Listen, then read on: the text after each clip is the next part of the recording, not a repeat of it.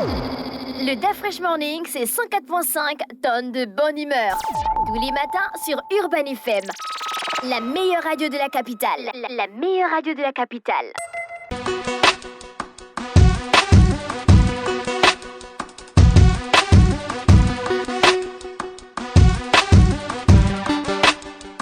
Vous êtes sur les 104.5 Urban FM, on est avec Jean-Paul. Bonjour. Bonjour la fraîche. Comment tu vas ce matin? Ça va, c'est à moi de te poser la question. Non, moi je vais bien, il n'y a pas de souci. Tu es bien rentré? Ouais, tout à fait. Cool. J'ai voyagé avec le Dreamliner. De toute façon, j'aime l'avion. Ça, je sais. Tu nous as tellement bassinés avec ça. Quand Air France met le Dreamliner, même s'il y a les turbulences comme quoi, j'ai confiance. N'est-ce pas? La com m'a mis la confiance dans la tête. Tu as vu comment la com m'a mis la confiance dans ma tête? Bien même. C'est un truc de malade. Bien même. Jean-Paul, l'actualité internationale nous emmène où ce matin? On va parler des États-Unis, puisque tu as un peu fait une introduction en parlant du Dreamliner, le Boeing 777. Mais 87. 787. On ne va pas parler d'aviation, on va plutôt parler de politique avec la tournée africaine qu'a entamée Kamala Harris, la vice-présidente américaine, qui a commencé lundi dernier. Ça va durer toute la semaine. Elle va notamment se rendre au Ghana, en Tanzanie et en Gambie. Et en Zambie, pardon. Donc, cette tournée africaine, évidemment... Pourquoi les hauts responsables de l'administration américaine commencent toujours par l'Afrique australe? L'Afrique de l'Est, l'Afrique australe, en tout cas. D'abord, pour des raisons purement linguistiques. D'accord. C'est une proximité culturelle. Et pour Kamala Harris, il est plus facile d'arriver, par exemple, dans des pays d'Afrique de l'Est, qui sont des pays anglophones, ou des pays d'Afrique australe aussi, qui sont des pays anglophones, parce que là-bas, il n'y a pas de barrière linguistique. Donc, ils arrivent, ils peuvent déjà discuter, se comprendre parfaitement. Mais ce qui est d'autant plus intéressant, c'est que depuis le début de l'année, c'est la 6e fois qu'un haut responsable américain se déplace sur le continent africain. Depuis le début de janvier, nous ne sommes qu'en mars. Et donc ça, déjà, ce n'est que la mise en pratique des volontés de Joe Biden exprimées lors du sommet de décembre dernier entre les États-Unis et l'Afrique, qui avait été organisé à Washington et au cours duquel les Américains avaient décidé de... je n'aime pas trop le terme de leur grand retour sur le continent. En fait, ils n'étaient pas... C'est comme s'ils étaient d'abord là avant, ils sont partis et puis ils veulent revenir. Non. En réalité, il faut bien comprendre que la présence américaine sur le continent africain a toujours été timide, en dépit du fait que, historiquement, il y avait des liens entre les États-Unis et les jeunes nations africaines. Pourquoi? Parce qu'elles ont aussi aidé...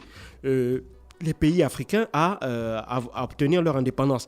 Non pas peut-être comme les Russes qui avaient financé parfois les guerres d'indépendance, qui avaient fourni des armes, qui avaient envoyé des instructeurs pour former les ressortissants de ces jeunes États-là à se battre pour obtenir leur indépendance. Mais les États-Unis avaient surtout fait une espèce de lobbying par le biais des Nations Unies pour mettre la pression sur les puissances colonisatrices qui étaient la France ou l'Angleterre, le Portugal et l'Espagne, pour petit à petit desserrer leur étau sur ces territoires et permettre à ces populations autochtones d'obtenir les indépendances. Mais bizarrement, une fois les indépendances des pays africains obtenues, qu'est-ce que les Américains ont fait? Ils ont tout simplement tourné le dos au continent africain. Pourquoi? Parce qu'ils estimaient que géostratégiquement, l'Afrique ne représentait pas une priorité. Pour deux raisons. La première raison, c'était là-bas, ils estimaient que c'était trop loin. Ils estimaient que l'Amérique latine est plus proche avec le Pacifique, donc ce qu'on appelle l'Indo-Pacifique. Et la deuxième raison, c'est qu'ils avaient des alliés qui avaient une emprise très forte sur le continent africain. Si on prend le cas de la France, du Royaume-Uni ou de l'Espagne et du Portugal, qui étaient des anciennes puissances coloniales. Et donc, ils avaient un peu sous-traité, si tu veux, l'influence occidentale à travers leurs alliés européens. Et donc, ils n'avaient pour eux pas de raison de maintenir donc de véritables liens forts avec l'Afrique. Le seul pays avec plus ou moins lequel ils avaient quand même un début de lien très fort durant la première moitié de ce siècle, c'était le Libéria, puisqu'il faut savoir que le Libéria est une émanation même des États-Unis. Mais même après les années 70, il va y avoir une espèce, même des années 80, il va y avoir un espèce de détournement des États-Unis de la part du Libéria. Et puis, on sait ce qui va se passer par la suite. Au début des années 80, il va y avoir le Samuel Doe qui viendra au pouvoir avec toute la dictature féroce que cela va entraîner, avec sa chute en 90 et la guerre civile qui va durer quasiment jusqu'en 1996 avec l'arrivée de Charles Taylor. Puis, par la suite, on sait ce qui s'est passé. Et donc, là, les Américains n'ont gardé que de liens dans des secteurs hautement stratégiques pour eux, notamment le secteur énergétique. Donc, ils n'ont maintenu des liens qu'avec d'abord des pays qui sont producteurs de pétrole et de gaz. Et puis, deuxièmement, ils ont aussi maintenu des liens avec des pays qui sont notamment producteurs de coton. Parce qu'il faut savoir que les États-Unis ont une très, très grande tradition d'industrie dans le domaine du textile. Et donc, il faut savoir que avec, si tu veux, la mondialisation, il y avait aussi le risque de voir que il faut savoir que l'épicentre de la production textile mondiale, c'était au sud des États-Unis, notamment des villes comme Chicago. C'est à Chicago où se trouve le plus grand marché de coton au monde. Et c'est Chicago, par exemple, qui fixe le prix du coton à travers la planète. Et donc, avec l'arrivée de la Chine via la mondialisation, il y avait un risque de basculement de l'épicentre de la production mondiale de textiles des États-Unis vers la Chine, et c'est la raison pour laquelle la Chine, à travers des mécanismes tels que l'AGOA, avait essayé de maintenir ces liens-là avec le continent africain dans le domaine des textiles, parce que l'Afrique est l'un des grands producteurs mondiaux de coton. Et donc, ce n'est que dans ce cadre-là, en privilégiant purement des intérêts qui étaient stratégiques pour elle, que l'Afrique a maintenu des relations avec le continent africain. Mais ça, évidemment, ça ne s'est même pas amélioré. Il faut savoir qu'avec la chute du mur de Berlin dans les années 90, les Américains vont d'autant plus, et non seulement les Américains, mais surtout les Européens, vont aussi, eux, commencer à amorcer leur détournement du continent africain et vont commencer à regarder vers les anciens pays du bloc soviétique, donc les pays de l'Europe de l'Est. Et c'est ce qui va faire que j'ai retrouvé une du magazine américain Times de janvier 2001 qui disait « L'Afrique, le continent a oublié ». C'est-à-dire le continent non seulement oublié, mais le continent inutile. C'est-à-dire que les Américains, la vision qu'ils avaient en 2001, c'était que, évidemment, l'humanité, le monde entier pouvait se passer du continent africain. Parce que le continent africain, il y a la pauvreté, il y a les guerres, il n'y a aucune productivité, les pays africains ne produisent rien. Et donc, par conséquent, étant donné qu'on était dans un monde où il y avait une compétition globale entre États, et donc l'Afrique n'étant pas compétitive, eh ben, elle n'avait pas sa place dans la mondialisation. Ça, c'est ce que les Américains disaient dans le Times en janvier 2001. Et là, ça va être la grossière erreur, aussi bien des Américains que des Européens, parce que les Européens aussi vont emboîter le pas aux Américains en tournant le dos au continent africain et en regardant maintenant vers du côté de l'Europe de l'Est. Et donc, à partir de là, eh ben, il va y avoir un pays qui va faire un pari osé et qui va être totalement payant, c'est la Chine. Au moment où les Américains et les Européens vont décider de tourner le dos à l'Afrique, à partir de 2001, eh ben, c'est à ce moment-là que la Chine va voir dans ce vaste continent totalement vierge, entre guillemets, à leurs yeux, et ils vont y voir une terre d'opportunité, alors que les Européens et les Américains n'en voyaient qu'une terre de désolation, une terre où on ne pouvait absolument rien tirer de positif. Et c'est là où les Chinois vont magistralement jouer leur jeu en jouant en ayant des positions qui étaient à l'opposé des positions occidentales, c'est-à-dire qu'elles ne venaient pas pour s'immiscer dans les relations, dans les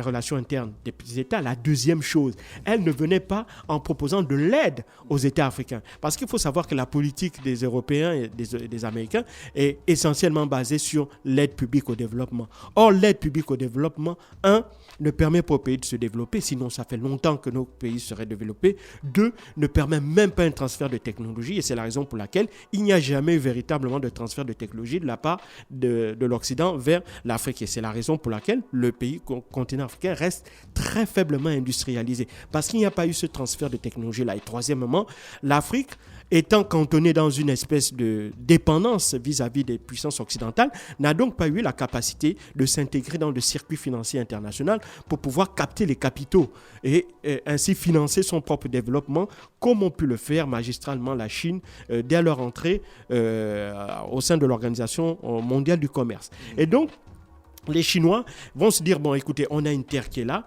elle présente 3 atouts. Le premier atout, c'est qu'il y a des ressources naturelles dont elle pourrait se servir de manière quasiment illimitée. Et toutes les ressources naturelles possibles, en allant des métaux rares jusqu'aux produits, aux denrées agricoles, en allant jusqu'aux matières premières énergétiques. La deuxième chose, c'est la démographie. Il faut savoir que les chiffres des Nations Unies estiment qu'en 2100, l'Afrique sera le continent le plus peuplé de la planète. Et que l'Europe, qui a déjà entamé son déclin démographique, est suivie de près aussi par la Chine, qui a aussi entamé son déclin démographique. J'en avais parlé ici. La Chine qui est déjà à 1 milliard. 1,4 milliard, mais il sera dépassé dès la fin de cette année par l'Inde en termes de démographie. Et puis, il faut savoir que la Chine a perdu un peu plus d'1 million d'habitants comparativement à l'année dernière. Donc, il y a un début du déclin démographique. Et ce déclin démographique va malheureusement s'accentuer pour la Chine jusqu'en 2100. Les projections de l'ONU estiment qu'en 2100, le Nigeria sera par exemple plus peuplé que la Chine. Le continent africain aura plus de 600 millions d'habitants en plus que la Chine. Et donc ça, c'est la deuxième chose, c'est-à-dire qu'on a une démographie et en plus de 40% de la population africaine a moins de 40 ans. Donc, il y a une population qui est là, qui est jeune, qui va grossir. Il faut juste qu'on lui donne les moyens de se développer pour qu'elle aussi, en contrepartie, puisse consommer les matières premières, enfin pas les matières premières, les produits manufacturés qui sortent des usines chinoises. Et puis, la troisième chose, donc, c'est que le continent africain aussi, c'est un continent d'avenir. C'est-à-dire que lorsque l'on fait des projections sur le très long terme, c'est le continent sur lequel il faut être et c'est le continent avec lequel il faut avoir des relations très fortes. Et c'est la raison pour laquelle la Chine a fait ce triple pari-là audacieux, dont elle tire honnêtement les fruits aujourd'hui. Lorsque l'on regarde en 2022, j'en avais parlé dans l'article de Noromi de janvier, sur lequel je fais une petite comparaison entre les relations entre l'Afrique et les États-Unis et la Chine. Et donc, pour l'année 2022, la Chine a vendu, enfin les relations commerciales s'élevaient à environ 265 milliards de dollars. Pour ce qui concerne les échanges entre l'Afrique et la Chine, pour seulement 54 milliards de dollars pour les échanges entre les États-Unis et l'Afrique. Donc, il n'y a quasiment pas match. Et donc, aujourd'hui, la Chine est devenue le premier créancier du continent africain, le premier bailleur de fonds du continent africain, le premier investisseur du continent africain. Et donc, ce qui fait que dans les choix en termes de relations diplomatiques et géostratégiques que les Africains ont, ils sont obligés de se tourner davantage vers la Chine. Et c'est la raison pour laquelle des organisations internationales telles que l'Organisation pour la coopération de Shanghai, qui se veut une espèce d'alternative au Fonds monétaire international, remportent de plus en plus de succès auprès des pays africains. Et la liste des pays qui veulent intégrer l'OCS ne cesse de s'allonger. Et donc, face à cette situation-là, il y a aussi un deuxième danger qui est arrivé, c'est qu'avec les événements qui se sont produits depuis le 24 février de l'année dernière, où on a assisté à véritablement une dégradation de l'influence française, notamment en Afrique de l'Ouest, avec le départ au Burkina Faso et au Mali. Et on estime qu'il y a aussi des risques que d'autres pays puissent emboîter le pas avec ce départ-là de la France. Ça fait qu'aujourd'hui, les Occidentaux sont particulièrement en danger. Et donc, c'est face à cette situation-là, et pour ne pas laisser aussi la place libre à d'autres pays émergents qui ont également l'intention de tirer leur épingle du jeu sur le continent africain, on le voit avec la Turquie, on le voit avec l'Iran, qui multiplient eux aussi les déplacements sur le continent africain, qui multiplient eux aussi les initiatives sur le continent africain. Pour les Américains, c'en est trop. D'un côté, ils constatent que le front africain, si on peut parler ainsi, qu'ils avaient sous-traité avec leurs alliés occidentaux, ces derniers n'ont plus la capacité de maintenir leur degré d'influence dans cette zone-là. Et c'est la raison pour laquelle les Américains veulent en quelque sorte reprendre la main. Mais il faut bien comprendre quelque chose. C'est que cette multiplication des tournées-là répond à deux situations. La première, c'est qu'il faut aussi savoir que l'Afrique avait été maltraitée par l'administration Trump. On se rappelle des mots terribles qu'elle avait employés en parlant de pays de merde, pour citer les pays africains. Et puis, la deuxième chose, et donc durant tout le mandat de Donald Trump, il n'y a pas eu le président américain ni le vice-président de l'époque ne se sont déplacés sur le continent africain. Il n'y a pas eu de déplacement spectaculaire ou important de personnalités de haut rang américaines sur le continent africain. Donc, c'est pour faire un peu de l'anti-trumpisme concernant la politique africaine des États-Unis. Et puis, la deuxième chose, c'est pas pour essayer de renverser la tendance de l'influence russe ou chinoise en Afrique. À mon sens, je pense que les Américains s'y sont pris trop tard. Et en face, on a deux puissances qui disposent de bien plus de moyens qu'il y a 30 ans et donc qui ont la capacité de répondre à cette à cette tentative de bloquer leur influence par les États-Unis. La Chine dispose de moyens financiers, de moyens militaires, de moyens diplomatiques, comme la Russie, pour pouvoir contrecarrer les États-Unis aujourd'hui. Et pire encore, avec le rapprochement entre Moscou et Pékin, cette tentative de vouloir limiter l'influence de la Chine et de la Russie en Afrique sera encore rendue plus difficile du fait du rapprochement entre la Chine et la Russie. Et donc, les États-Unis donc, veulent quand même montrer qu'elle est encore la première puissance, que ce soit économique ou politique, du monde. Et donc, par conséquent, elle reste aussi un allié des Européens et par conséquent, elle doit protéger les intérêts de ses alliés. D'où cette tentative, d'où cette multiplication de tentatives sur le continent africain. Mais ces tentatives ne visent pas, il faut le comprendre, à renverser la tendance, à ramener, si tu veux, les pays africains, les enlever peut-être du giron chinois ou russe, pour les emmener vers le giron américain, parce qu'en vérité, les Américains n'en veulent pas, mais ils veulent juste poser des actes qui viseraient, ils font des tentatives pour essayer de limiter le plus possible l'influence de la Chine et de la Russie sur le continent africain. Merci Jean-Paul qui revenait sur l'actualité internationale ce matin sur les 104.5 Urban FM, la station urbaine dans le Da Fresh Morning. Restez connectés, on se retrouve juste derrière. Le Da Fresh Morning, c'est 104.5 tonnes de bonne humeur. Tous les matins sur Urban FM.